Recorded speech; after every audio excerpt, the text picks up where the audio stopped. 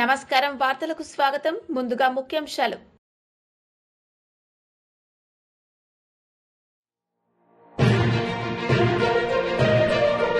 BRS party leaders media సమావేశం పలు అంశాలపై వివరణ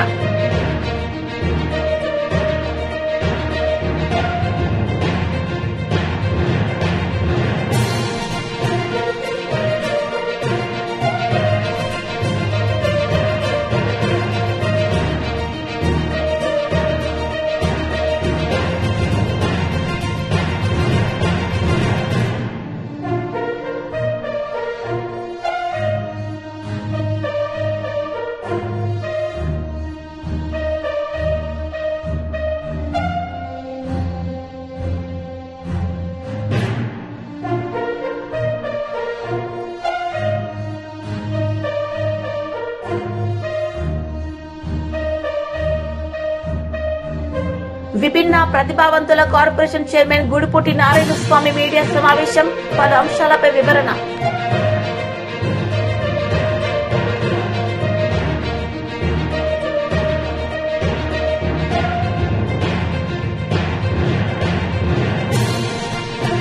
విభిన్న ప్రతిభావంతుల కార్పొరేషన్ చైర్మన్ గుడిపూటి నారాయణ స్వామి మీడియా సమావేశం నిర్వహించారు. వైసీపీ రాజకీయ ప్రయోజనాల కోసం దివ్యాంగుల పెన్షన్ పై తప్పుడు ప్రచారం చేస్తోందని ఆయన అన్నారు. అందరికీ నమస్కారం. నా పేరు గడిపూటి నారాయణ స్వామి. రాష్ట్ర విభిన్న ప్రతిభావంతుల మరియు వయోవృద్ధుల కార్పొరేషన్ చైర్మన్. రాష్ట్రంలో ఉన్నటువంటి విభిన్న ప్రతిభావంతుల సోదరీమణులందరికీ నాకు ప్రత్యేక ధన్యవాదాలు తెలియజేస్తున్నా. గత వారం 10 రోజుల నుంచి ఈ వైసీపీ ప్రభుత్వం, వైసీపీ నేతలు, వైసీపీ మీడియా చేస్తున్నటువంటి అసత్య ఆరోపణల వలన రాష్ట్రంలో ఉన్నటువంటి దివ్యాంగులందరూ ఆందోళన చెందుతున్నారు. ఈ అసత్య ఆరోపణలను రాష్ట్ర వ్యాప్తంగా ఉన్నటువంటి దివ్యాంగులంతా గమనించాలని కోరుకుంటున్నాను. ఇవాళ ఈ రాష్ట్రంలో గత 5 సంవత్సరాలు పరిపాలన చేసినట్టు జగన్మోహన్ రెడ్డి గారు ఏనాడైనా దివ్యాంగుల పట్ల ప్రేమ చూపించాడా అని తెలియజేస్తున్నాం. గతంలో 5 సంవత్సరాల ముఖ్యమంత్రిగా ఉన్నప్పుడు ఏనాడైనా రిజర్వేషన్లైనా ఉపాధి అవకాశాలైనా చూపించాడా అని తెలియజేస్తున్నాం. రాష్ట్రంలో ఉన్నటువంటి దివ్యాంగ సోదరులంతా గత ప్రభుత్వం చేసిన అభివృద్ధిని అయితేనేమి గమనిస్తున్నారని జగన్మోహన్ రెడ్డి ప్రభుత్వానికి హెచ్చరిస్తున్నా. ఇవాళ రాష్ట్రం లోటు బడ్జెట్ ఉన్నా ముఖ్యమంత్రి చంద్రబాబు నాయుడు గారు కూటమి ప్రభుత్వం ఎలక్షన్ల ముందు చెప్పినటువంటి ప్రకారం గత ప్రభుత్వం అధికారంలోకి రాగానే సాధారణ పింఛన్ను 3,000 నుంచి 4,000 చేసిన ఘనత కూటమి ప్రభుత్వాన్ని మన చంద్రబాబు నాయుడు గారు తెలియజేస్తున్నాం. అంతేకాకుండా దివ్యాంగుల కోసం 3,000 ఉన్నటువంటి పింఛన్ను 6,000 చేసినది కూటమి ప్రభుత్వం అంతా. రాష్ట్రంలో ఉన్న దివ్యాంగులంతా తెలుసుకోవాలని తెలియజేస్తున్నా. అంతేకాకుండా పూర్తిగా మంచానికి పరిమితమైన దివ్యాంగుల కోసం 5,000 ఉన్నటువంటి పెన్షన్ను 15,000 చేసినది కూటమి ప్రభుత్వం అనేది రాష్ట్రంలో. మాజీ ఎంపీ వైఎస్ఆర్సీపీ అధికార ప్రతినిధి కోరంట్ల మాధవ్ మీడియా సమావేశంలో నిర్వహించారు. ఈ సందర్భంగా ఆయన మాట్లాడారు. దాదాపు తెల్లగయ్యే వరకు వీళ్ళను అటవీ అధికారులను తంతు కొడుతూ వాళ్ళ జీపును లాక్కుని వారి దగ్గర ఉన్న వాకీటాకీలను కూడా లాక్కుని వారి దగ్గర ఉన్న ఎక్విప్మెంట్ను కూడా లాక్కుని విచక్షణారహితంగా ఒక జనసేన అతను ఇద్దరు కలిసి ఇష్టానుసారంగా కొట్టడం అనేది యావత్ ఆంధ్రప్రదేశ్లోనే ఒక సంచలనంగా మారిన ఘటన. అయ్యా పవన్ కళ్యాణ్, ఈ శాఖకు అటవీ శాఖకు నువ్వే మంత్రివి. జీపు మీద కాదు అతను కూర్చున్నది, నీ భుజాల మీద అనేది నీ మైండ్లో పెట్టుకో. మొన్నొచ్చి అటవీ అధికారులు నీకు రిప్రజెంట్ చేస్తా ఉంటే నువ్వు తల ఎత్తి పైకి కూడా చూడలేని పరిస్థితి, నీది దిక్కుమాలిన స్థితిలో నువ్వు ఉన్నావు. తల వంచుకొని వింటూ ఉన్నావు. తలను పైకెత్తి కూడా వినే దమ్ము ధైర్యం, ఒక కంప్లైంట్ను బుడ్డా రాజశేఖర రెడ్డి పైన అటవీ అధికారులు ఇస్తున్న కంప్లైంట్ను తల ఎత్తి నిటారుగా నిలబడి వినే దమ్ము ధైర్యం కూడా లేక తల వంచుకొని నువ్వు వింటున్నావు. అది సిగ్గుచేటు. యావత్ మీ మంత్రివర్గానికి, మీ కూటమి ప్రభుత్వానికే అది ఒక సిగ్గుచేటుగా మనం భావించవచ్చు. ఈ రాష్ట్రంలో పోలీస్ వ్యవస్థ ముఖ్యంగా నిర్వీర్యం కావడంతోనే ఇలాంటి ఘటనలు జరుగుతూ ఉన్నాయి. ఈరోజు ప్రతిభావంతులైన పోలీస్ ఆఫీసర్లనంతా వీఆర్లోకి పంపుతున్నారు, సస్పెండ్ చేస్తున్నారు, కొందరు ఆఫీసర్లను జైల్లోకి పంపిస్తున్నారు. ఇదల్లా ఎందుకు వచ్చిన బాధ అని కొందరు ఈ రాష్ట్రం వదిలి ఐపీఎస్ ఆఫీసర్లు వేరే రాష్ట్రాలకు బదిలీ పైన వెళ్ళడానికి సిద్ధమైనారు. అదే కాకుండా కొంతమంది అధికారులు రాజీనామా, ఈ ప్రభుత్వం పెట్టే హింసను ఈ ప్రభుత్వం రాసి రంపాన పెడతా ఉంటే తట్టుకోలేక రాజీనామా చేసి పోతా ఉన్నారు. ఈ బాధలన్నీ భరించలేక ఎప్పుడు కూడా ఆంధ్రప్రదేశ్ చరిత్రలోనే లేని విధంగా ఈ ప్రభుత్వాన్ని ధిక్కరించే స్థాయికి పోలీస్ వ్యవస్థ వచ్చింది అంటే ఇంతకంటే నీచం ఇంకే ఏమైనా ఉందా అని ఈ సందర్భంగా నేను ఈ రాష్ట్ర ప్రభుత్వాన్ని ప్రశ్నిస్తున్నాను. ఈ రోజుకు 4 సరెండర్లు రావాలి పోలీసులకు, 4-5 అడిషనల్ సరెండర్లు రావాలి, టీఏ రావాలి, డిఏ రావాలి. ఇవన్నీ ఏమి కూడా ఇవ్వకుండా అసాంఘిక శక్తుల పట్ల ఒక హంటింగ్ టైగర్ లాగా ఉండాల్సిన పోలీస్ వ్యవస్థను చంద్రబాబు నాయుడు ఒక సర్కస్ పులులలాగా ఆయన తయారు చేసినారు. అదే కాకుండా పోలీస్ వ్యవస్థ 4వ సింహంలాగా ఈ రాష్ట్రంలో ఉండేది గత ప్రభుత్వంలో. ఈ ప్రభుత్వంలో 4వ సింహం నడ్డి విడిచినారనడంలో కూడా ఎలాంటి సందేహం లేదు. నిన్నగాక మొన్న ఒక ఘటనను, నిన్ననే అనుకుంటా నాకు తెలిసినంత వరకు, అయ్యన్న పాత్రుడు ఈయన స్పీకర్ స్థానంలో ఉన్న వ్యక్తి, నెత్తిన ఎంటికలే కాదు, ఈయన బుర్రలో బుద్ధి కూడా లేదనేది మనకు అర్థమైంది. నెత్తిన ఎంటికలు లేవు, బుర్రలో బుద్ధి లేని అరగుండు అయ్యన్న పాత్రునికి ఈ సందర్భంగా నేను తెలియజేస్తున్నాను, అయ్యా పోలీస్ వ్యవస్థ నిర్వీర్యమైపోతే, పోలీస్ వ్యవస్థ సచ్చుబడిపోతే ఈ రాష్ట్రంలో, ఈ రాష్ట్ర అభివృద్ధికి, ఈ రాష్ట్ర సంక్షేమానికి అది పెద్ద ఆటంకంగా మారుతుంది. దయచేసి ఈ వ్యవస్థను ఇబ్బంది పెట్టకుండా చూడండి. ఈ అయ్యన్న పాత్రుడి మీద ఇంతవరకు నాకు తెలిసినంత వరకు కేసు రిజిస్టర్ చేయలేదు. కేసు రిజిస్టర్ చేసిన బుడ్డా రాజశేఖర రెడ్డిని కానీ లేదా జనసేనకు సంబంధించిన వ్యక్తిని కానీ ఇంతవరకు అరెస్టు చేయలేదు. వారిద్దరిపైన తూతూ మంత్రంగా ఒక చిన్న కేసును కట్టి ఆ ఎఫ్ఐఆర్ను మూలగొడేస్తే ఆ ఎఫ్ఐఆర్ పోలీసులను చూసి ఏడుస్తా ఉంది, అయ్యా ఎందుకు నన్ను కట్టి మూలకు పడేసినారు, ఇంకా మీరు అరెస్టు చేయలేకపోతున్నారని ఎఫ్ఐఆర్ కూడా ఏడుస్తా ఉందయ్యా పోలీస్ వ్యవస్థ. దయచేసి ఇప్పటికైనా మేల్కోండి. ఆయన పైన కట్టాల్సిన కేసులు కిడ్నాప్ కట్టాలా, అబ్డక్షన్ కట్టాలా, హత్యా. బీఆర్ఎస్ పార్టీ లీడర్స్ మీడియా సమావేశం నిర్వహించారు. సందర్భంగా పలు అంశాలపై వారు మాట్లాడారు. ఉంటే వారిని మానవ మృగంగా పోల్చడం తీవ్రంగా ఖండిస్తా ఉన్నాం. దీనికి ముఖ్యమంత్రి రేవంత్ రెడ్డి గారు తెలంగాణ ప్రజలకు, కేసీఆర్ గారికి బహిరంగ క్షమాపణ చెప్పాలని డిమాండ్ చేస్తూ ఉన్నాం. కేసీఆర్ గారు అంటే ఎవరు? దేశానికి స్వాతంత్ర్యం తెచ్చినటువంటి గాంధీజీ తర్వాత ప్రపంచంలో అనేక దేశాలు గాంధీజీ గారి ఉద్యమ పందాను ఆదర్శంగా తీసుకొని దేశాలకు స్వాతంత్రం పొందితే దాన్ని ఆదర్శంగా తీసుకొని తెలంగాణ రాష్ట్రాన్ని సాధించినటువంటి మరో గాంధీ గౌరవనీయులైనటువంటి కేసీఆర్ గారు. ఒక ముఖ్యమంత్రి స్థాయి ఈరోజు తెలంగాణ సమాజం ముఖ్యమంత్రి అంటే ఉండేటువంటి ఇంప్రెషన్ వేరు, ఈయన దాని స్థాయిని దిగజారుతున్నటువంటి పరిస్థితి వేరు. అందుకనే పరిణతి పెంచుకోవాలని, విజ్ఞత ప్రదర్శించాలని మేము సలహా ఇస్తూ ఉన్నాం. ఇక మృగత్వ వారసం, మృగత్వానికి ప్రతిరూపం ఎవరు?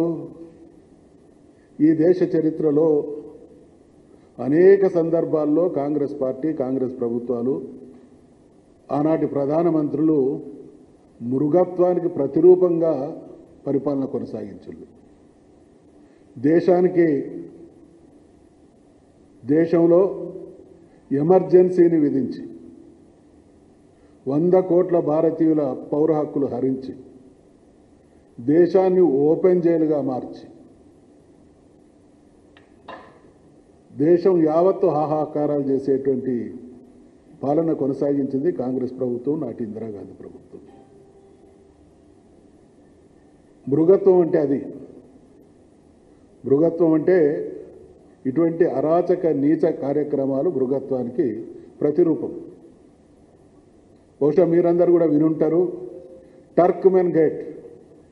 ఆ రోజు ఢిల్లీలో నిరుపేదలు నివసించేటువంటి వేలాది కుటుంబాలకు ఆవాసమైనటువంటి టర్క్మెన్ గేట్ మీద బుల్డోజర్లను నడిపించి మనుషుల్ని చంపి రాక్షసత్వాన్ని ప్రదర్శించింది కాంగ్రెస్.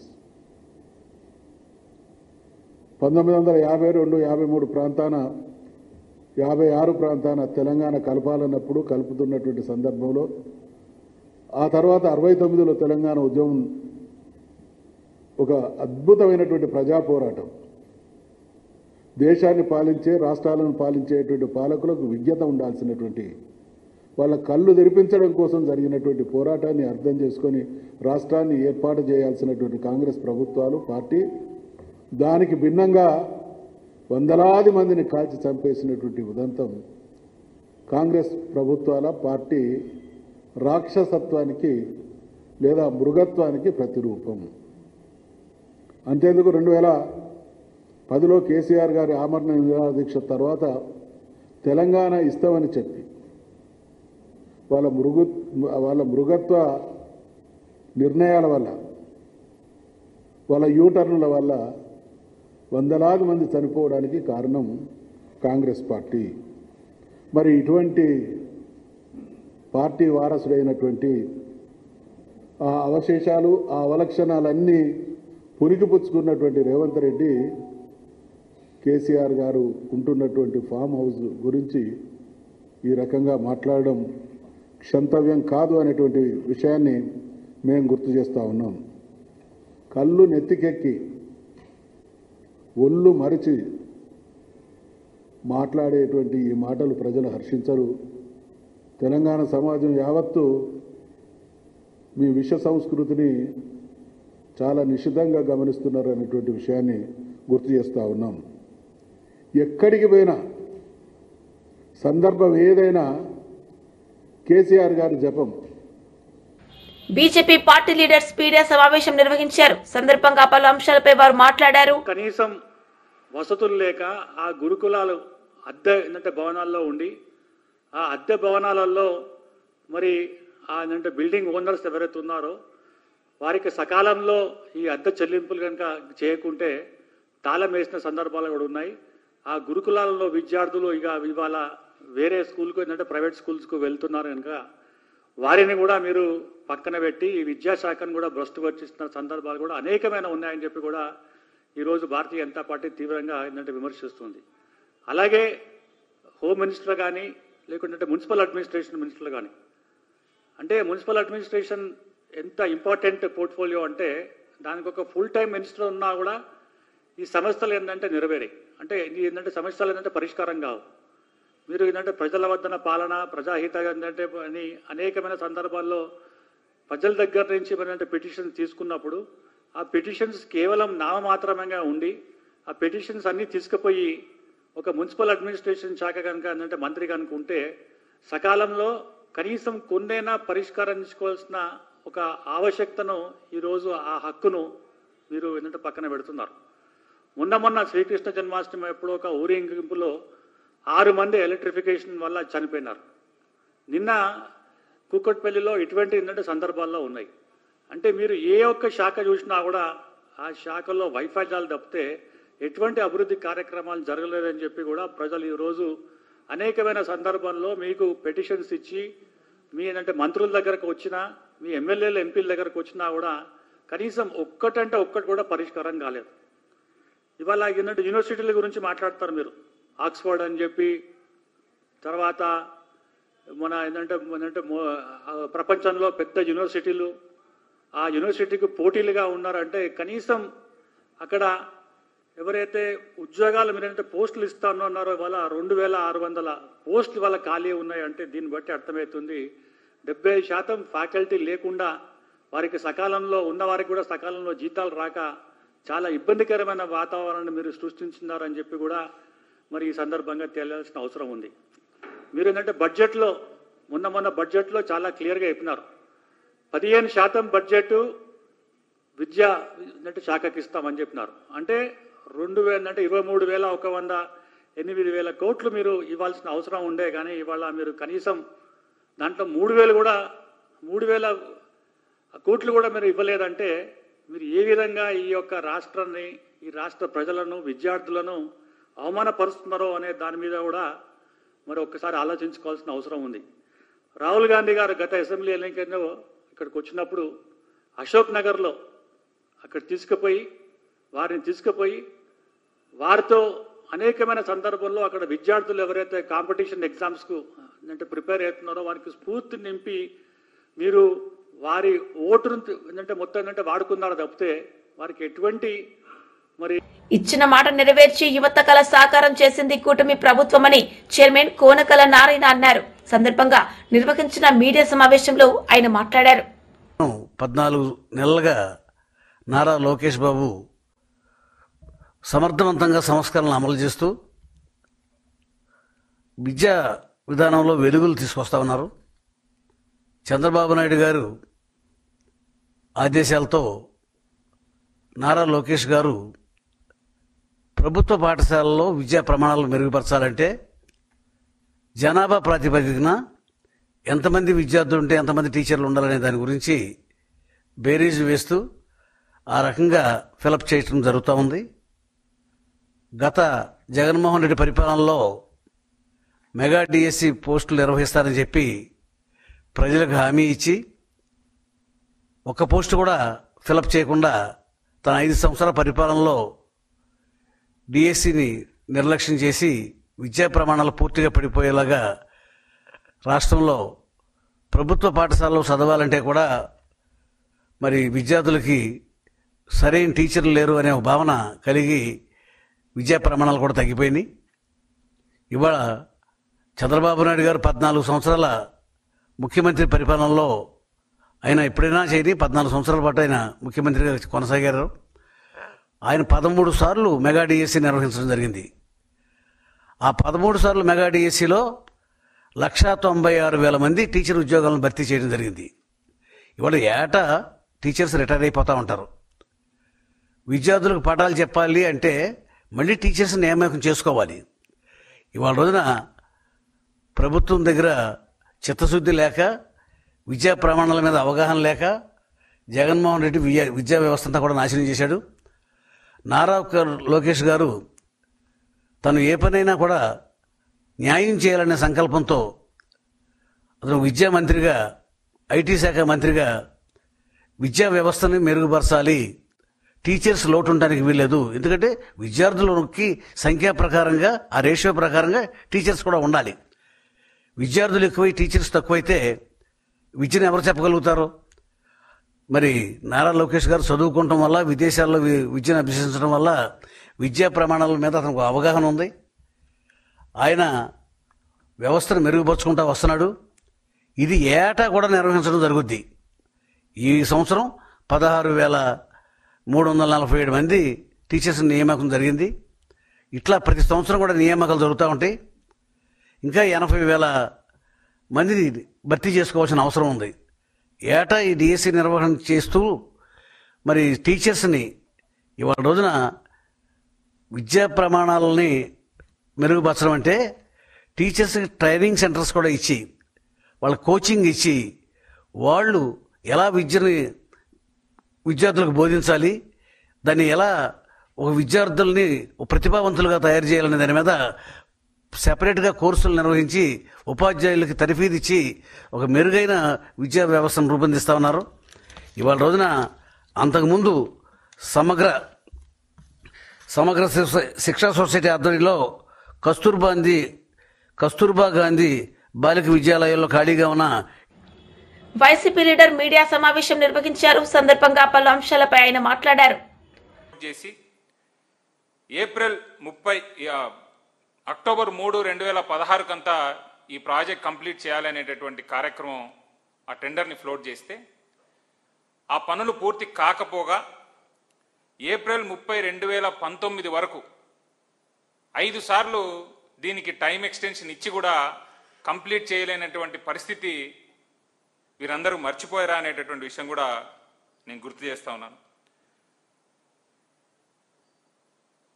ఇంకొక ఇంట్రెస్టింగ్ ఫ్యాక్ట్ ఏంటంటే ఇంకొక 144.7 కోట్లు కాలువ గట్టులు తర్వాత కాంక్రీట్ కన్స్ట్రక్షన్ అని చెప్పి కూడా ఈ ప్రాజెక్ట్కి యాడ్ చేస్తూ టోటల్ కాస్ట్ 574.96 కోట్లకు ఈ ప్రాజెక్ట్ని తీసుకొని వచ్చి అప్పుడు కూడా కంప్లీట్ చేయలేము అని చెప్పి మరి అప్పుడు ముఖ్యమంత్రిగా ఉండేటటువంటి నారా చంద్రబాబు నాయుడు గారు కోటాలో ఎలక్షన్స్ వస్తున్నాయి అనేటటువంటి తరుణంలో ఇవి కంప్లీట్ కాలేదు అనేటటువంటి తరుణంలో కోటాలో నార్నపల్లి అనేటటువంటి ఒక గ్రామానికి ఆయన వచ్చి సేమ్ ఇదే రకమైనటువంటి జలహారతి అనేటటువంటి ప్రోగ్రాం ఒకటి చేపట్టి అక్కడ ఉండేటటువంటి నీళ్లను తడిపి మరి కుప్పానికి నీళ్ళు ఇచ్చేసినాము, జాతికి అంకితం చేసినాము అనేటటువంటి విషయం మీరు మర్చిపోయారా అని నేను అడుగుతాను. 2019లో జగన్మోహన్ రెడ్డి గారు ముఖ్యమంత్రి అయిన తర్వాత 85 కోట్ల వర్కులు ఇంకా పెండింగ్ ఉంటూ దాంట్లో క్రీమ్ ఏదైతే ఉందో అంటే కాలువగట్లు చేసేటటువంటి పనులు, లైనింగ్ పనులు, ఇట్లాంటి పనులన్నీ కూడా అప్పుడు ఉండేటటువంటి కాంట్రాక్టర్ ఎవరైతే సీఎం రమేష్ గారు ఉన్నారో ఏదైతే డబ్బులు బాగా వస్తాయో అనేటటువంటి పనులు ఉన్నాయో అవన్నీ కంప్లీట్ చేసేసి 103 స్ట్రక్చర్లు ఏవైతే క్రిటికల్ కాంపోనెంట్స్ ఉన్నాయో వాటన్నిటిని కూడా వదిలేసి లీగల్ ఇష్యూస్ ఏవైతే ఉన్నాయో వాటన్నిటిని కూడా క్లియర్ చేయకుండా వాటన్నిటిని వదిలేసి రైల్వే అండర్ క్రాసింగ్ కింద ఒక పెద్ద టన్నల్ ఏదైతే కట్టాలో చాలా కష్టమైన పని అండ్ రైల్వే వాళ్ళతో మరి క్లియరెన్స్లు తీసుకోవడం ఎంత ఇబ్బందికరమైనటువంటి విషయం అనేది కూడా మనందరికీ తెలిసిందే. అలాంటి పనులన్నీ కూడా వదిలేసి కేవలం ప్రజల్ని మభ్యపెట్టాలనేటటువంటి ఒకే ఒక ఆలోచనతో కోట వరకు వచ్చిన నీళ్లను ఆయన కుప్పానికి అంకితం చేస్తే మరి మాజీ ముఖ్యమంత్రి మా నాయకుడు జగన్మోహన్ రెడ్డి గారు 2019లో ఆయన ముఖ్యమంత్రి అయిన తర్వాత ఈ ప్రాజెక్టు ఎక్కడి వరకు వచ్చింది అని ఆయన అంతా తీసి 2019లో 85 కోట్ల వర్కులు ఇంకా పెండింగ్ ఉన్నాయని తెలుసుకొని 2019 నుంచి 2021 వరకు కరోనా ఉన్న సమయం విడిచిన తర్వాత 2022లో ఎప్పుడైతే కుప్పం పర్యటనకు జగన్మోహన్ రెడ్డి గారు వచ్చారో ఆ కుప్పం పర్యటనలో నేను కుప్పానికి నీళ్ళు ఇచ్చిన తర్వాతనే ఓటు అడుగుతాను అని చెప్పి వార్తలు ముగించే ముందు ముఖ్యాంశాలు మరోసారి.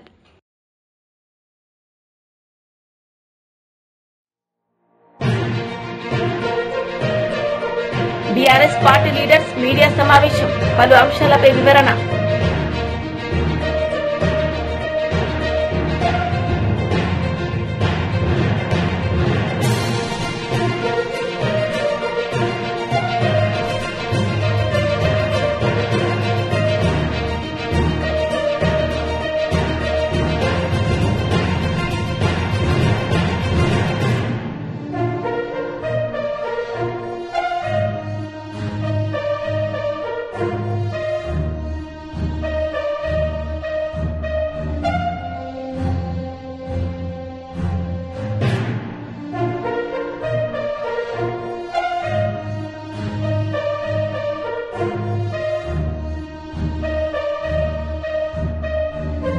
విభిన్న ప్రతిభావంతుల కార్పొరేషన్ చైర్మన్ గుడిపూటి నారాయణ స్వామి మీడియా సమావేశం, పలు అంశాలపై వివరణ.